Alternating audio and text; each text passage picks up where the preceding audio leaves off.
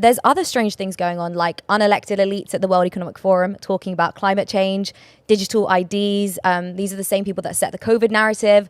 There's Bill Gates buying up farmland. The World Economic Forum even said that by 2030, you'll own nothing, you'll be happy, and you'll eat bugs.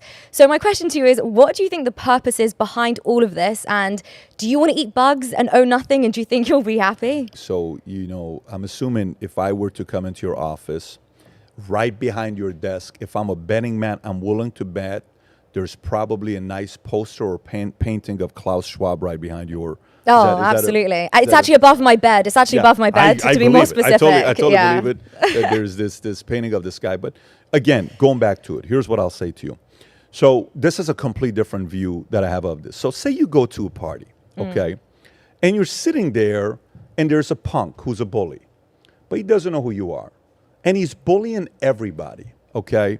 Pushing people around, making fun of them in a weird way. Like in stuff like, there's a difference between being sarcastic and a bully. He's being a dick, he's being an asshole, he's being a true bully, right? How long will you let it go? Say this is not really your element and your environment. You're just somebody that was invited. Maybe you let it go for 10 minutes. You're like, yeah, it's his house. I'm not gonna say nothing. 20 minutes, 30 minutes, an hour, he's still going. Drinks, gets worse. And then he comes to you, and then you're eventually going to be like, yeah, no, we're not doing this. Very simple, okay? We're not doing this. Everybody has a limit. Some people are a little bit more tolerant than others are. This whole concept of what they're pushing, there are a lot of people that will buy into that. They will own nothing and be happy. And now you see the message of minimalism and it's going to be okay. And yesterday we're at church and the pastor's up on stage and talking about who cares about living in a 6,000 square foot house. I know people that are 10 times more happier living in a shack studio with 5 kids and they're okay. Life is not about this. Life is not about that. And you know what's crazy? I'm looking around the place. I'm like, this is a $200 million facility. Who gave this money to you? Where did this money come from? Yeah. Didn't you do like a campaign to raise $200 million? So who are you talking to? Who's your audience? Like, who do you think you lose when you talk like that to congregation? You think your person that's sitting at this church that maybe is willing to give you $10 million, $5 million is saying, absolutely, let me give it to this? Or do you think that person takes and says, maybe you don't value somebody like me part of your church? I get the whole concept about, a poor man has more likely of going into heaven than the rich man. And I totally understand. I've heard that story a million. We've all heard the story before. But messaging matters in whatever message you have. One time I was asking my guys, I said, say we have an audience of 100 people, and you're up here trying to sell stocks, mutual funds, and bonds. Hypothetically, we have 10 different of you that give presentations. To these 100 people, they're all qualified buyers. But you got 10 different presenters that give a presentation to these 100 buyers. Will the same amount of buyers buy from all of you? And everyone's like, no. Perfect. Tell me why. It's like, I don't know. I want you to actually think about this. So maybe the person that said yes to you said no to me. Why did they say no to me, but they say yes to you, and they invested $2 million with you? Why did they say no to me? Everything's about messaging. Messaging will attract victims. If everybody around you is a crap magnet, it's because of your messaging. You're a crap magnet. If everybody around you is somebody that's going after and wanting to do something big with their lives, it's a reflection of your messaging. If everybody in your political party are the ones that are always complaining, whining, that's what you're selling. If everybody in your political party is independent, doing things, that's part of messaging as well. So maybe we need to take inventory and realize this messaging by Klaus Schwab or the World Economic Forum that they're going out there saying what they're saying. Their messaging is maybe going to work for the first 6 months, 12 months, maybe 5 years, maybe 10 years. Then all of a sudden, there's going to be an eruption of people that are going to get up and say, wait. Those who specialize in bullying the bully, and he's going to realize, these people I can't bully. I can control these masses. I can't control these 28 people. And these 28 people are way more powerful than these 2.8 billion people. All it takes is 28 people that specialize in bullying the bully to get up and say, Klaus, knock it off. You've lost your mind. No, people don't feel that way. And the other 2.18 billion are going to be like, what the hell was I thinking about? Don't worry. You're not alone. A lot of people fell for it. They have no clue what they're doing. You want to be free. Trust me. You have your own individual dreams. This right here is only mine. You have yours. He has his. He has his. This is my signature. This is your signature. We all have dreams, some big, some small. We all have them.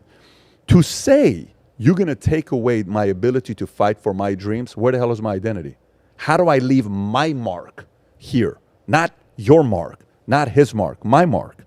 Klaus has left his mark. How about the rest of the people? It's an idea that's going to get exposed, and people are going to wake up one day. They're going to say, this guy's lost his mind. They have no clue what they're talking about. It's going to happen. It's really optimistic. I'm somewhat a little bit more cynical. I get it. I feel like tyranny happens gradually, and I feel like power and money corrupts. So I don't know if those 28 people are really going to... What's going to happen with those 28 people?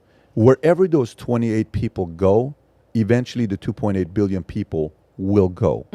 Meaning, so I lived in Iran, okay? Say Khomeini doesn't show up to Iran. Say Jimmy Carter helps the Shah, and Kissinger, they kept their promises, and the Shah got help from U.S., and there is no revolution. Khomeini doesn't go to Iran. What happens? Those 3,000 political prisoners are not let out, and 9/11 doesn't take place, right? But Iran lost many of us. But many of us came to the States. We went to Australia. We went here. We went different places. We're going to go contribute to the next society. The types of Klaus Schwab that do what they do, they're eventually going to deal with people like us. We're not going away. The market's filled with people that are fighters. You think Elon Musk 10 years ago had any plans of buying Twitter? Like, you think that was part of his game plan? How much you think that increased during COVID? How much you think the silencing increased during COVID? You think his plan on his business plan was, one day I'm going to buy Twitter from my friend Jack Dorsey? No. I don't see that being on his dream list or a business plan. I just see that they pushed him so much. He says, don't worry, I'm here. I'm going to buy this. Now, here's what I'd love to see. If you really want to see this guy make people lose their minds, I'd love to see Elon buy CNN for $6 billion. I'd like to see it too. I'd love to see him buy CNN for $6 billion. By the way, that's all it's going to cost. By the way, it's a $6 billion company right now in shambles. He can probably buy it for $5 billion. Make the offer of $7 billion, buy it. And go do what Ted Turner originally wanted to do, which is stories from both sides. Go fulfill that guy's prophecy, not the mess they've created at CNN today. So, but guys like that, $6 billion is not a lot of money. People need to see what Musk did. Other billionaires who have that kind of money to say, okay, if Musk bought that, what am I going to buy? What are you going to buy? And maybe for you, you know, you may be like, well, I don't have billions. Well, how can you contribute? You're doing that right now with your channel. You're getting people to think. Yeah. People know who you are. You've created a platform. You're getting people to start questioning themselves. And you're from London. Yeah. So the audience that you're bringing is a different audience. But I think more people are going to wake up and say, just this doesn't add up. And that fight's going to continue. Are some countries going to take a fall and lose a decade, 2, 3 decades because they buy into Schwab? 100%. Are those leaders still going to rise up? Yes. And everybody else is going to follow those people every time it does, every time that happens. So these leaders predominantly tend to be men. And I think, you know, Elon Musk is a perfect example. And I think there's a huge war on masculinity right now. I've personally watched the feminization of men, and I'm only in my 20s, but I've seen it in the last 10 years. And I know you've spoken a lot about this with your 5-hour podcast with Andrew Tate. So why do you think they're trying to feminize men? Do you think it has something to do with not allowing the likes of Elon Musk to rise up and sort of put a stop to the Klaus Schwab agenda? It could be. You know, it's, look, you know why I love capitalism? You know why socialists hate capitalism? Think about it. Why do socialists hate capitalism? Because it's freaking hard. Yeah. It's so hard to build a business. It's so difficult. It's so annoying. It could cost you your marriage. You're going to miss out on a lot of parties. You're going to miss out on a lot of great memories. You're going to miss out as a capitalist. It's not easy. They think it's easy. It's so incredibly hard. Elon's most liked tweet, that's got like 6 or 7 million likes. He said, so I work 16 hours a day for 360 days for 30 years or whatever he puts, and people still call me lucky, right? You know, no, he's not worth $300 billion because the guy got lucky. Did he get lucky throughout the process? Of course he did. But this thing is hard. So, you know, we have a hard time looking at people and saying, I can never be like you. And that's okay. I can never be LeBron James as a basketball player. Never. I can't jump 46 inches. I don't have that vertical ability. I don't have it, right? There's a lot of things we can't do, and that's fine. There's certain things LeBron cannot do that I can do, He just can't do what things I can do. And that's fine, right? There's certain things you can't do that I can do. You have to be okay with that. But there are certain things I can't do that you can do. And I'm certainly very okay with that. When it becomes about you saying, no, I want to be able to do, we're equal in every aspect of life, you're full of yourself. You're naive, and not only are you naive, you're incredibly arrogant to think that.